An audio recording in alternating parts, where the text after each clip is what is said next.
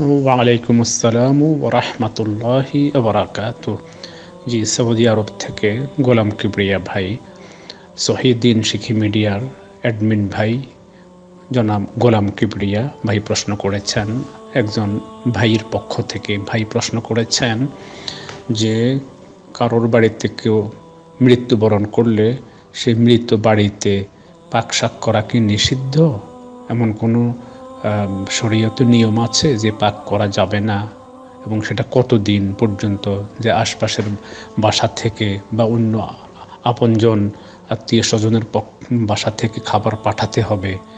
তো এ ব্যাপারে কোনো হাদিস আছে কি না ভাই জানতে চেয়েছেন।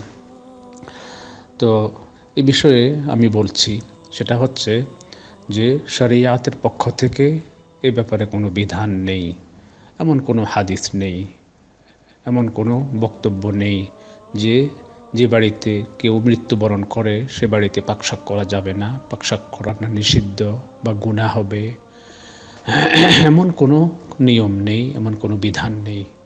অবশ্যই স্বাভাবিক পাক-শাক করা যাবে, খাবার দাবার স্বাভাবিকভাবে চলবে, কিন্তু আমাদের সমাজে যে চল আমরা লক্ষ্য করি সেটা হচ্ছে সমবেদনা প্রকাশের উদ্দেশ্যে।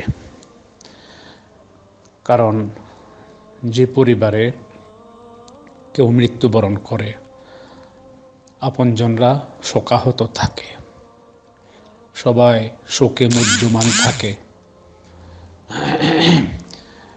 তাদের পাক-শাক করে নিজেদের খাবার নিজেরা খাওয়া এটা অবশ্যই কষ্টকর।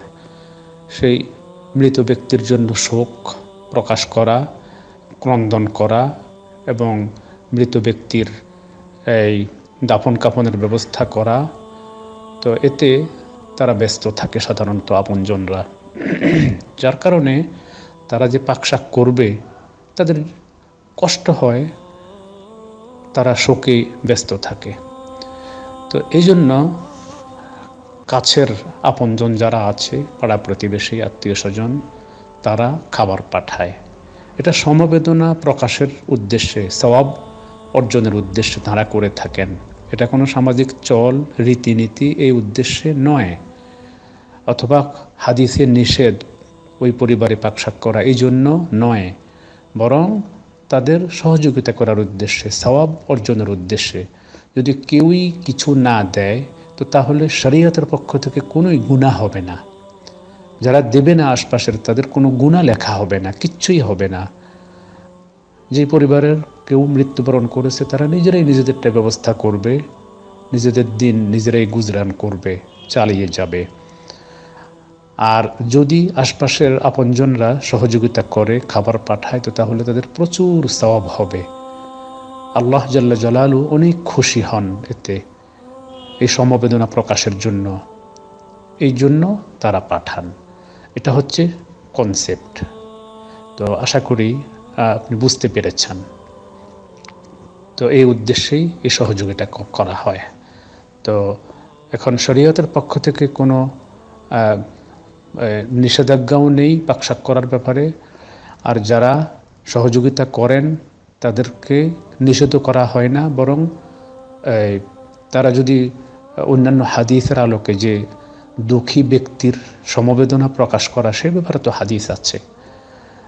শরীয়তের অন্যান্য হাদিস বা সমবেদনা প্রকাশ করা, কোনো দিনই মুসলিম ভাইয়ের দুঃখে দুঃখী হওয়া, সুখে সুখী হওয়া, এ ব্যাপারে তো হাদিস আছে, বক্তব্য আসছে।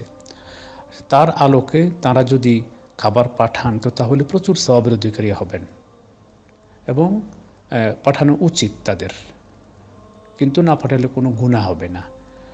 তো আশা করি বিস্তারিত কনসেপ্ট এবং চেতনা বা এই ব্যাপারের দৃষ্টিভঙ্গি আপনি উপলব্ধি করতে পেরেছেন। এটাই হলো সঠিক দৃষ্টিভঙ্গি।